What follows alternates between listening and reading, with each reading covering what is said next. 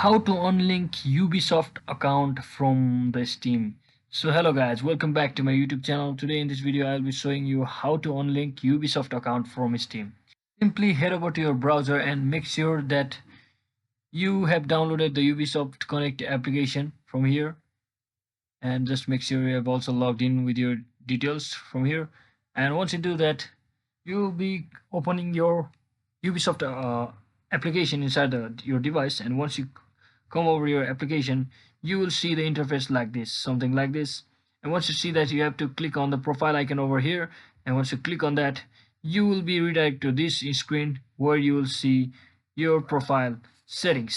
And once you come inside your profile settings, from here you will be redirected to this page where you will see the option called other, and once you click on it, you will simply see the account linking option over here, and just make sure that you are disabled to this account if you have linked your account to this team, and just make sure you disable it from there. So hope this video was helpful guys. If it was, don't forget to like and subscribe to the channel. See you in the next